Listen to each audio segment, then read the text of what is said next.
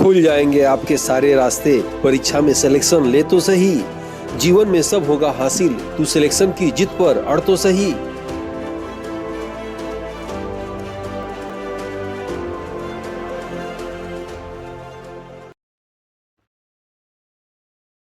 Aditya classes exam गुरु channel में आप सबका स्वागत है। आज हम लोग की क्लास जनसंख्या एवं नगरीकरण से रहेगी। याद रखिएगा, परीक्षा विशेष टॉपिक 2024-25 के एग्जाम के लिए है। आगामी सभी आने वाली परीक्षाओं में जो होने जा रही हैं, सब में ये चैप्टर से क्वेश्चन जो है निश्चित आते हैं, याद रखिएगा। और इसमें सभी कंटेंट प्रतियोगी परीक्षा में बार बार पूछे जाने वाले महत्वपूर्ण प्रश्न रहेंगे, जो आपके असिस्टेंट प्रोफेसर एग्जाम के साथ साथ याद रखिएगा PCS, RO, ARO, SSC, Uttar Pradesh police, TGT, PGT और सभी गवर्नमेंट एग्जाम में निश्चित ही पूछे जाते हैं, याद रखिएगा। और आप जानते ही होंगे, चीन छूटा पीछे, आबादी में भारत जो है नंबर 1 पे आ गया। तो आइए देखते हैं आज की क्लास जो है जनसंख्या और जो है नगरीकरण। ठीक है, तो सबसे पहले पॉइंट हम लोग यहाँ शुरू करते हैं। इस चैप्टर में हम लोग क्या पढ़ेंगे, पहले इसको देखा जाए, फिर आपको आगे क्लास लेते हैं। ठीक है, सबसे पहले जनसंख्या के विषय में इंट्रोडक्शन, भूमिका पढ़ेंगे हम लोग कि कैसे जनसंख्या किसने कराया, किसने नियमित कराया, विश्व में कहाँ हुआ, ये सब चीज़ें बताएंगे। विश्व का सबसे अधिक जनसंख्या में कौन सा देश है, क्षेत्रफल में कौन सा देश है। उसके बाद पिछली जनगणना 2011 की संबंधित महत्वपूर्ण तथ्य जो अक्सर एग्जाम में आते हैं, उसके विषय में चर्चा करेंगे हम लोग। 2021 की जनगणना, भारत की प्रथम डिजिटल जनगणना, उसके विषय में चर्चा करेंगे, याद रखिएगा। धर्म आधारित जनगणना की चर्चा करेंगे। 2011 जनगणना के अनुसार भारत और उत्तर प्रदेश की जनगणना संबंधित आंकड़ा बताएंगे, हम लोग जानेंगे। इसमें भारत के राज्यों का विवरण इसमें हम लोग जानेंगे। उत्तर प्रदेश की जनगणना 2011 जानेंगे। उत्तर प्रदेश के जिलों का विवरण जानेंगे। और ये वीडियो लंबा हो जाएगा तो दूसरे क्लास में हो जाएगा, नहीं तो इसी क्लास में कंप्लीट करते हैं। ठीक है, आइए शुरू करते हैं अच्छी क्लास को। ठीक है, जनसंख्या के विषय में शुरू करते हैं। अक्सर आपके एग्जाम में एक प्रश्न आता है जो बच्चे वहां से गलत करते हैं। अगर आपके एग्जाम में पूछेगा कि भारत में जनगणना किसके समय शुरू हुआ, एक प्रश्न ये हो गया। दूसरा कि भारत में नियमित जनगणना किसके समय शुरू हुआ, तो दोनों प्रश्न का उत्तर अलग है। जिसमें नियमित लगेगा वो रिपन होगा, याद रखिएगा।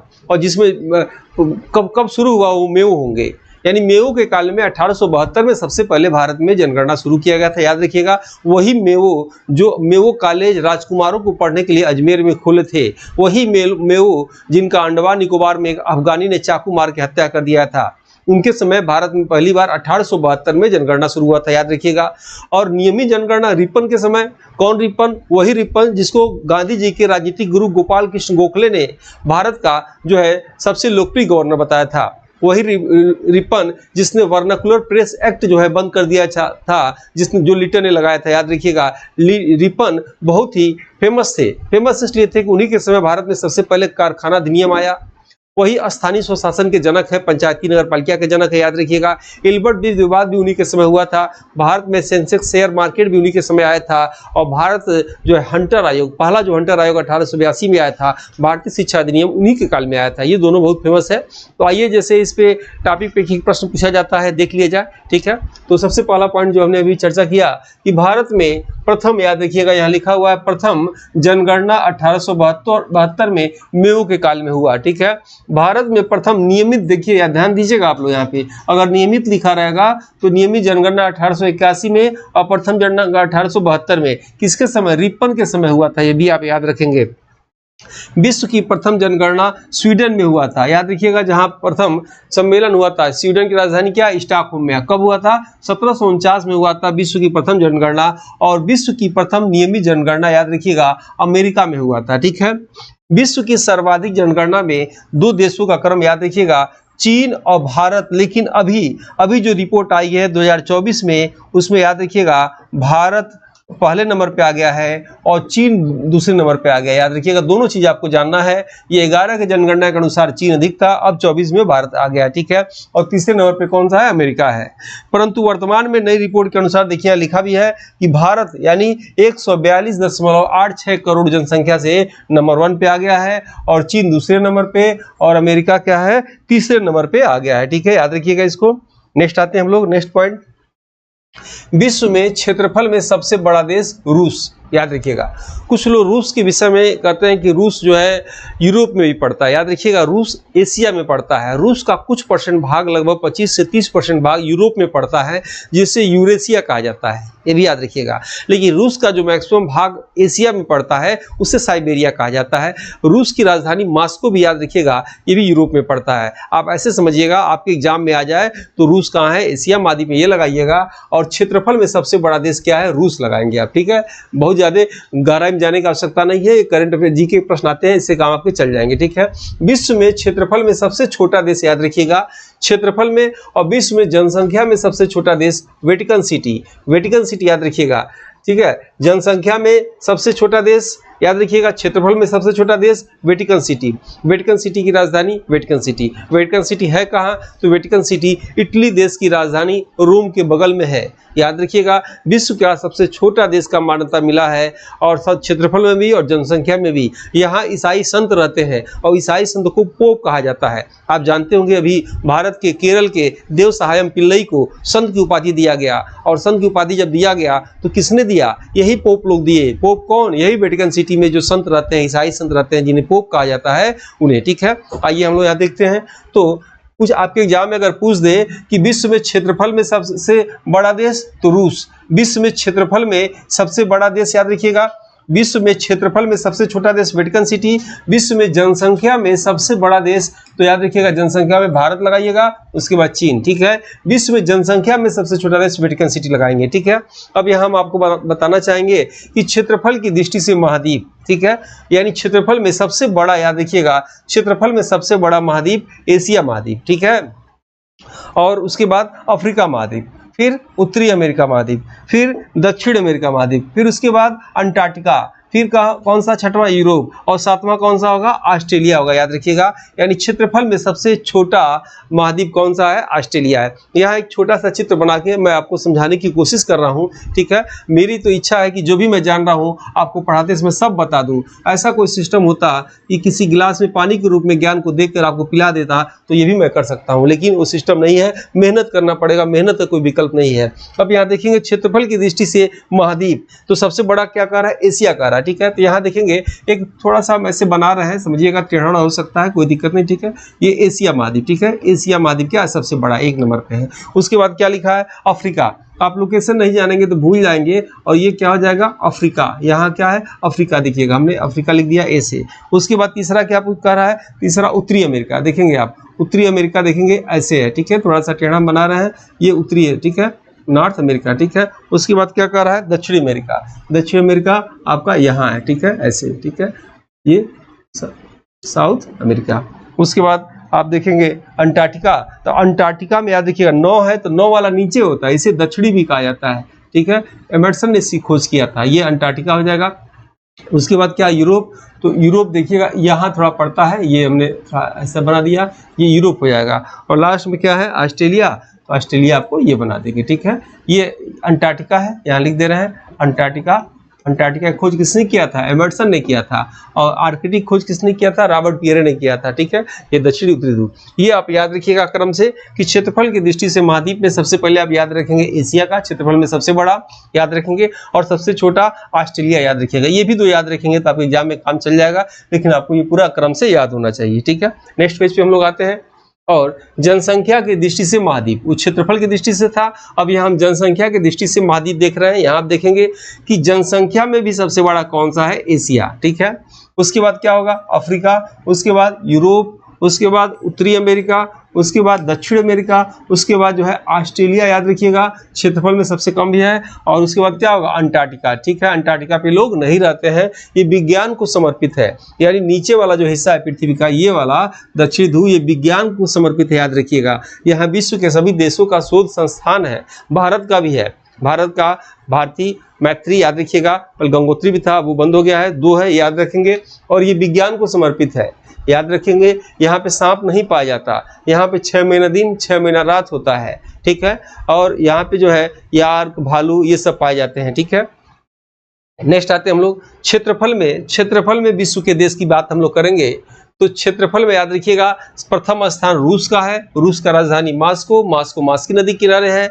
उसके बाद दूसरा देखेंगे कनाडा, कनाडा के बाद संयुक्त राष्ट्र अमेरिका, उसके बाद चीन चौथा, पांचवें पे ब्राजील, छठवें पे ऑस्ट्रेलिया और सातवें पर भारत। विश्व में क्षेत्रफल में सातवां स्थान है भारत का, याद रखिएगा।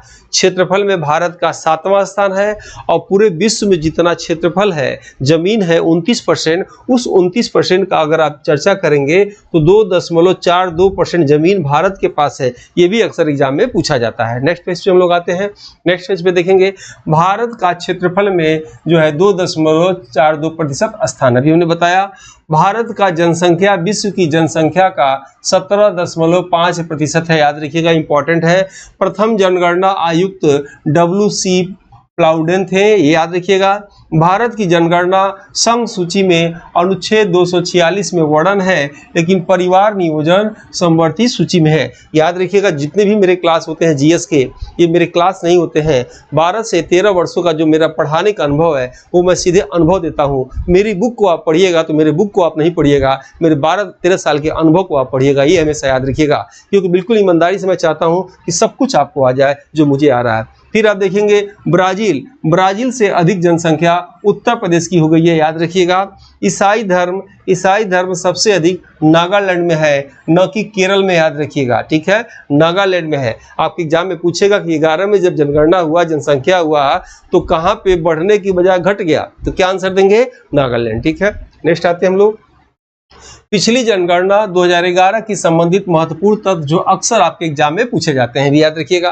पहला पॉइंट है 2011 की जनगणना 2081 से 15वें क्रम का है, याद रखिएगा। 2011 की जनगणना 1947 से, यानी देश जब आज़ाद हो गया तो आज़ाद के बाद से, स्वतंत्रता के बाद से 7वें क्रम का, ये भी आप याद रखेंगे। 2011 की जनगणना में जनगणना आयुक्त C चंद्रमौली थे, ठीक है। 2011 की जनगणना का स्लोगन था हमारा जनगणना हमारा भविष्य, ठीक है। पांचवें पॉइंट पे है जनगणना अधिनियम 1948 के अंतर्गत जनगणना कराई जाती है। 1971 के बाद 7 वर्ष से ऊपर आयु का साक्षरता दर मापा जाता है। नेक्स्ट पॉइंट है 2011 की जनगणना में जनसंख्या थी 121 करोड़, याद रखिए, यानी 121 करोड़ और 5,69,573 था, ठीक है। और ये हमारे चैनल का व्हाट्सएप ग्रुप है, आप स्कैन करके जुड़ सकते हैं। ये टेलीग्राम ग्रुप है, जुड़ सकते हैं। हमारे टीम द्वारा बहुत ही बेहतरीन तरीके से डिजाइन करके एक टेस्ट पेपर तैयार किया गया है। टेस्ट पेपर जीएस का, याद रखिएगा। इसमें एक ही चीज़ को 3 तरीके से आपको बताया जाएगा। जैसे आपको PDF में पहले मिलेगा, PDF पे वीडियो मिलेगा, उसी वीडियो पे टेस्ट मिलेगा। अब एक ही चीज़ को 3 तरीके से आप पढ़ेंगे, आपकी स्मृति में देर तक वो आ जाएगा। उसके बाद फिर आपको फाइनल टेस्ट देना होगा, तब आपको जीएस में 100% पूर्णता आएगी। ये मेरा अनुभव है। इस टेस्ट की वैलिडिटी जो है UPSC 51 असिस्टेंट प्रोफेसर जो अटैचमेंट 51 आया था, उसकी जो एग्जाम डेट तक रहेगी। इस टेस्ट सीरीज में आपको PDF मिलेगा, याद रखिएगा, हिंदी में, इंग्लिश में मिलेगा। और 2014 से लेकर अभी तक जितने एग्जाम हुए हैं सबका सालभर पेपर इसमें मिलेगा। उसके बाद इसमें रेगुलर प्रैक्टिस सेट एग्जाम तक अपडेट होता रहता है, मिलता रहता है। इसमें ऑर्गेनाइज क्लास है, बिल्कुल आपको सीरियल क्लास मिलेगा सिलेबस के अनुसार, कहीं कंफ्यूजन नहीं होगा। याद रखिएगा, यूट्यूब पे सभी क्लासेस सीरियल नहीं होते हैं और सभी क्लासेज भी नहीं जाते हैं। और इसमें टेस्ट सीरीज मिलेगा आपको, टेस्ट सीरीज मॉडल पेपर के रूप में, सिलेबस वाइज टेस्ट के रूप में, यूनिट वाइज टेस्ट के रूप में। हमेशा याद रखिएगा, मैं कहता हूं कि अपनी गलतियों को एग्जाम से पहले प्रैक्टिस करके सुधारें, ताकि वो गलतियां एग्जाम सेंटर में आपकी ताकत बनकर आपको जीत दिलाए, ठीक है। इस टेस्ट का रेट जो है 1999 है, लेकिन अभी ये 1299 में दिया जा रहा है। और मेरे द्वारा अभी ये 4 बुक निकाला गया जीएस का, जिसमें 80 मॉडल पेपर है। इसमें आपको डिलीवरी चार्ज नहीं देना है। अमेजन कंपनी द्वारा इसकी सेलिंग देखकर बेस्ट सेलर का अवार्ड दिया गया है, याद रखिएगा। ये मात्र 499 में आपके घर तक पहुंच जाएगा। और ये आप देख रहे हैं, ये चारों बुक जो है मेरे द्वारा निकाला गया है। और इसमें चुनिंदा प्रश्न है जो किसी भी एग्जाम में जो है आप इसको पढ़ के जाना चाहिए और आपको याद होना चाहिए। और इसमें जो है बिल्कुल अपडेटेड है। उसके साथ आपको फ्री में ये ओमार्स की बुक मिलेगी, जिसमें आपको भरना रहेगा और आपकी प्रैक्टिस में निखार आ जाएगा, ठीक है। चलिए आइए क्लास आगे देखते हैं हम लोग। इसमें आगे हम लोग देखते हैं 2021 की जनगणना के विषय में कुछ जाना जाए, ठीक है। 21 की जनगणना में आप देखेंगे 2000 जनगणना 21 में होनी थी, परंतु कोविड व अन्य कारणों से अभी तक नहीं हुआ है। फिर भी कुछ जानकारी परीक्षा संबंधित आपको निम्न दी जा रही है, ठीक है। अभी 11 की जनगणना कोविड की वजह से नहीं हुआ है, जो जानकारी निकल के आई है वो आपको दी जा रही है। देखेंगे आप 2021 की जनगणना 1881 से 16वें क्रम का रहेगा है। 21 की जनगणना 1947 के बाद से 8वें क्रम का, यानी देश आजाद होने के बाद से 8वें क्रम का है। वर्तमान में जनगणना आयुक्त विवेक जोशी हैं। 2021 की जनगणना का स्लोगन जन भागीदारी से जन कल्याण याद रखेंगे। 2021 की जनगणना में कुल 16 भाषाओं में की जाएगी। ठीक है, 2021 की जनगणना में भारत में प्रथम बार डिजिटल इलेक्ट्रॉनिक रूप में होगा, जिसमें कोडिंग का प्रयोग किया जाएगा। ठीक है, कोडिंग 1 जैसे मान ली पुरुष, 2 महिला, 3 ट्रांसजेंडर ऐसे लिखा रहेगा, अलग मैटर है, अभी हुआ नहीं है लेकिन होगा तो ऐसा कहा जाता है। जनगणना के इतिहास में 1921 की जनगणना बढ़ने के बजाय घट गई, याद रखिएगा। 1921 में जनगणना जब हर साल बढ़ जाती है तो क्या हुआ, घट गया, जिसे महान विभाजन वर्ष कहा जाता है। इतनी बार ये प्रश्न पूछ जा चुका है एग्जाम में कि ये प्रश्न घिस चुका है, समझ लीजिए। उसके बाद आप देखेंगे कि इसका कारण क्या था, अकाल, महामारी व अन्य कारण थे। ठीक है, 1911 से 1921 में भारत की जनसंख्या माइनस, याद रखिएगा, 11 से 21 में भारत की जनसंख्या -3.31% घट गया। ठीक है, यानी 11 से 21 के बीच में कितना घट गया था, जब महान विभाजन वर्ष आया था तो 0.31% घट गया था। जनगणना के इतिहास में जनगणना का विस्फोट अवस्था 1951 से 1971 कही जाती है, क्योंकि इस बीच जनसंख्या तेजी से बढ़ गई। सर्वाधिक 10 की वृद्धि 1961 से 1971 में 24.80% है। ये इंपॉर्टेंट है, कई बार आ चुका है और आता है। नेक्स्ट देखते हैं, धर्म आधारित जनगणना।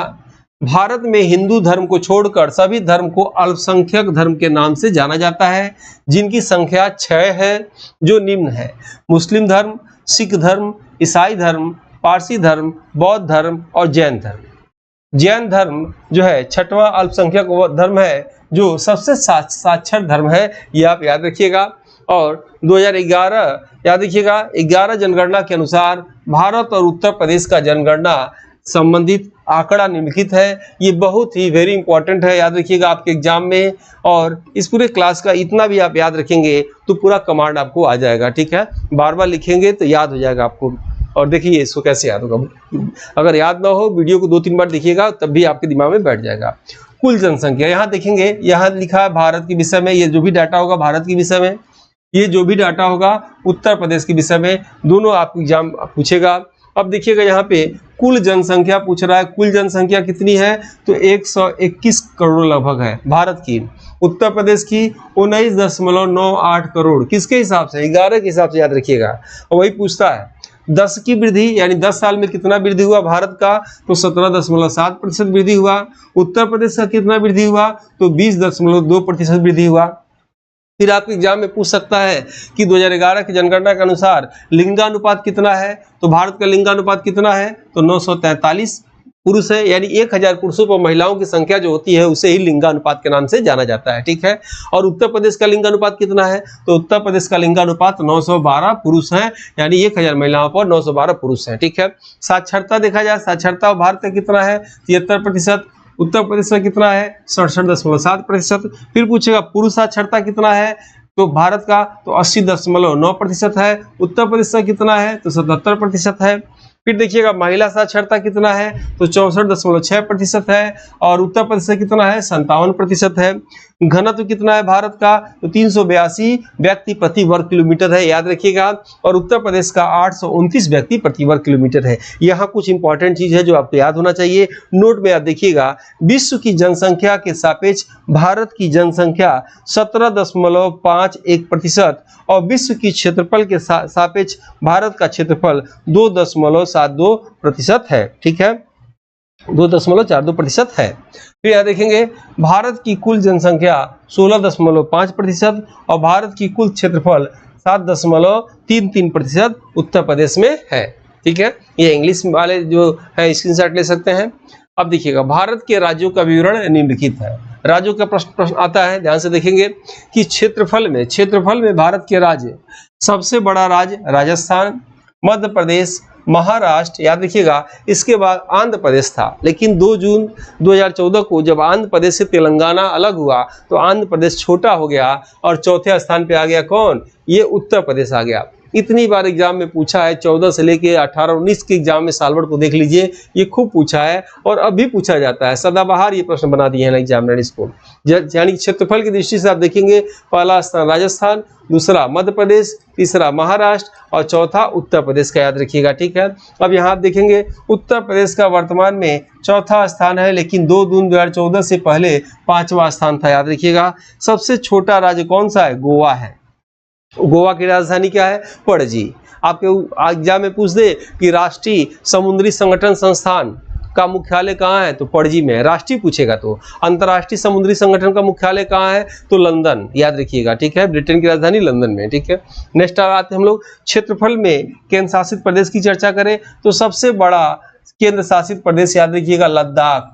लद्दाख है, याद रखिएगा, एग्जाम में जरूर आएगा, वेरी इंपॉर्टेंट, मैं लिख दे रहा हूँ। एग्जाम अभी होगा नहीं, इतने हुआ नहीं है, लेकिन जब भी होने जा रहा है तो उसमें पूछेगा, क्योंकि 31 अक्टूबर 2019 से पहले अंडमान निकोबार था, यानी भारत का सबसे बड़ा क्षेत्रफल में जो है केंद्र शासित राज्य क्या था? अंडमान निकोबार था। लेकिन जब जम्मू कश्मीर तोड़ के अब उसको दो, एक लद्दाख और एक जम्मू कश्मीर राज्य केंद्र शासित राज्य बना दिया गया, तो अंडमान से बड़ा कौन सा हो गया? लद्दाख हो गया, ठीक है। और सबसे छोटा केंद्र शासित प्रदेश पूछेगा तो क्या आप लगाएंगे? लक्षद्वीप लगाएंगे। और लक्षद्वीप की राजभाषा क्या है? मलयालम, याद रखिएगा, पूछा जाता है अक्सर एग्जाम में। और मलयालम और किसका है?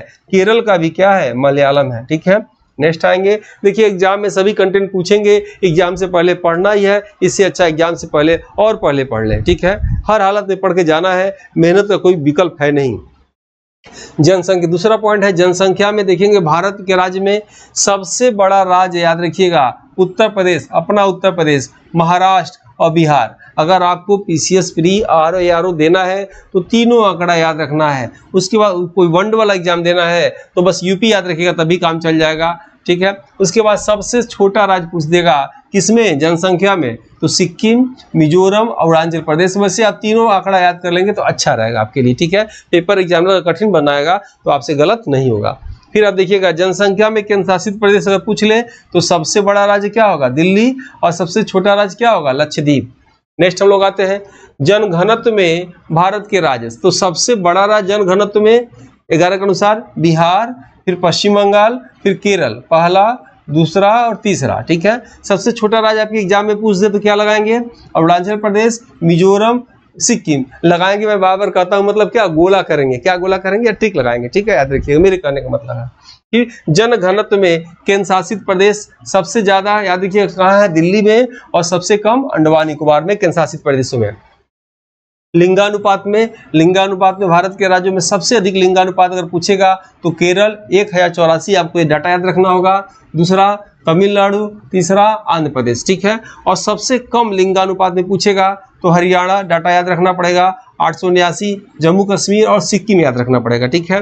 लिंगानुपात में केंद्र शासित प्रदेश अगर पूछ दे, केंद्र शासित प्रदेश में सबसे अधिक पूछे तो पुडुचेरी कितना है? 1037। और सबसे कम पूछ दे तो दमनदीप कितना है? ये 618। अब ये दमनदीप मिला दिया गया है, लेकिन 11 का डाटा पूछेगा तो इसी में लगाइएगा, ठीक है। अब तो दादरा नगर हवेली दमनदीप एक ही में हो गया, ये आप जानते ही होंगे, ठीक है।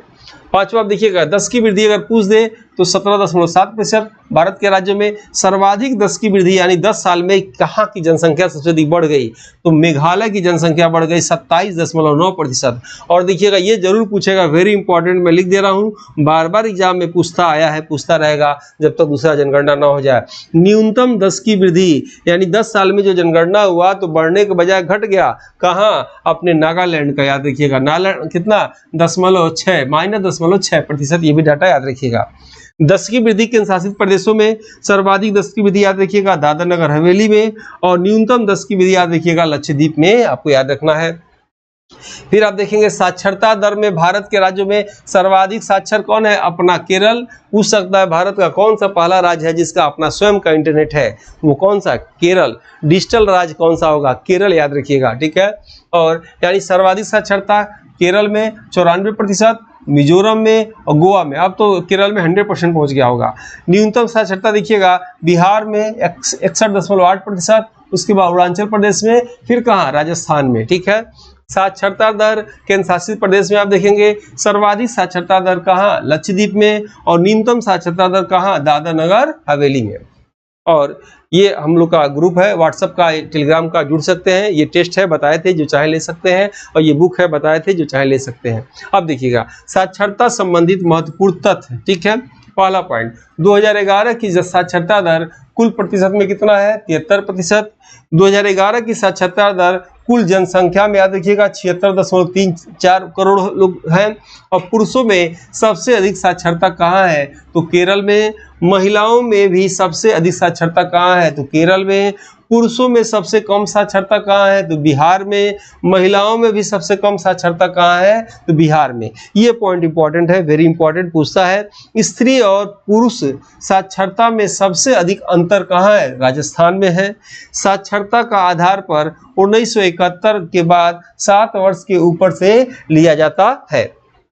फिर आप देखेंगे शहरी नगरी जनसंख्या में भारत के राज्य। देखिए मुझे अच्छा नहीं लगता, मैं कहता नहीं हूँ, वीडियो लाइक करिए, सब्सक्राइब करिए, लेकिन रीच बढ़ाने के लिए वीडियो का मजबूरी में कहना पड़ता है। तो वीडियो आप लोग मेरा देखते हैं, अगर रेगुलर स्टूडेंट है हमारे, तो बिना कहे वीडियो को लाइक कर लीजिए। आपसे रिक्वेस्ट है, जो लोग अभी सब्सक्राइब नहीं किए सब्सक्राइब कर लीजिए। और मेरे तरफ से एक निवेदन है कि अपने व्हाट्सएप ग्रुप में या टेलीग्राम ग्रुप में मेरे वीडियो को जरूर भेज दिया करिए, ताकि जब हम लोग का जब रीच उसमें आएगा, उससे लोग देखेंगे तो हम लोग का मोटिवेशन बढ़ेगा, मेरे टीम का, और भी इससे अच्छे वीडियो आपको यूट्यूब पे लेकर हम लोग आएंगे, ठीक है। तो जो लोग अभी तक लाइक न किए हो, आप सबसे रिक्वेस्ट है लाइक कर दीजिए। आइए देखते हैं आगे कि शहरी और नगरी जनसंख्या में भारत के राज्यों में आप देखेंगे तो सर्वाधिक शहरी और नगरी जनसंख्या कहाँ का है? महाराष्ट्र का है। न्यूनतम शहरी या नगरी जनसंख्या किसका है? सिक्किम का है, ठीक है। नोट पॉइंट यहाँ नोट कर लीजिएगा। प्रतिशत में शहरी नगरी जनसंख्या सबसे अधिक गोवा में और सबसे कम कहाँ है? हिमाचल प्रदेश में, याद रखिएगा। ग्रामीण जनसंख्या भारत के राज्यों में सर्वाधिक ग्रामीण जनसंख्या कहाँ का है? उत्तर प्रदेश का, ठीक है। न्यूनतम ग्रामीण जनसंख्या कहाँ का है? सिक्किम का है, ठीक है। प्रतिशत में ग्रामीण जनसंख्या सबसे अधिक हिमाचल प्रदेश में और सबसे कम कहाँ है? गोवा का है, ठीक है। अब आएंगे एससी एसटी का, ठीक है। ये जनजाति है तो एसटी कहा जाता है, ये एससी कहा जाता है, अनुसूचित जाति को।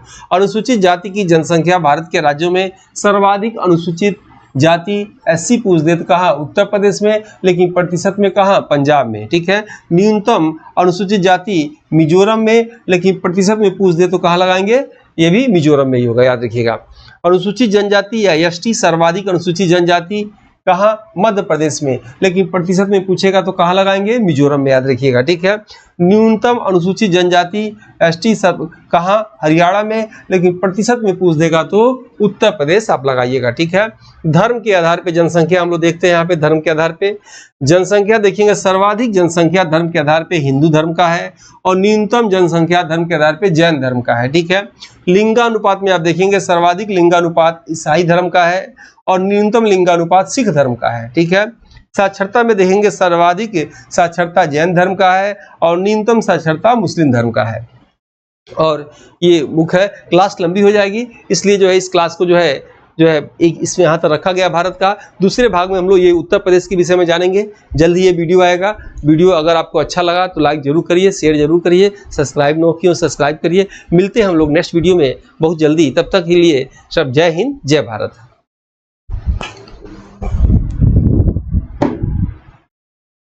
इस समान अध्ययन की मॉडल पेपर बुक को हिंदी एवं अंग्रेजी दोनों भाषा में तैयार किया गया है, जो कि समान अध्ययन एग्जाम में किसी भी प्रदेश के असिस्टेंट प्रोफेसर एग्जाम, जीडीसी प्रवक्ता एग्जाम के साथ LT grade, GIC, TGT, PGT आदि एग्जाम में सहायक सिद्ध होगा। उपरोक्त एग्जाम के विगत वर्षों के पेपर का एनालिसिस करने के बाद वर्तमान एग्जाम पैटर्न पर इसको अनुभवी टीम द्वारा तैयार किया गया है, जो कि आपके समान अध्ययन जनरल स्टडीज एग्जाम के स्कोर को बढ़ाने में सहायक सिद्ध होगा। इन एग्जाम की कुंजी जीएस पेपर होता है। इसमें 4 बुक में 80 मॉडल पेपर हैं, जिसमें समान अध्ययन सिलेबस के सभी क्षेत्रों से महत्वपूर्ण व चुनिंदा प्रश्न हैं, जो कि अक्सर एग्जाम में पूछे जाते हैं। इस बुक पैक में आपको एक OMR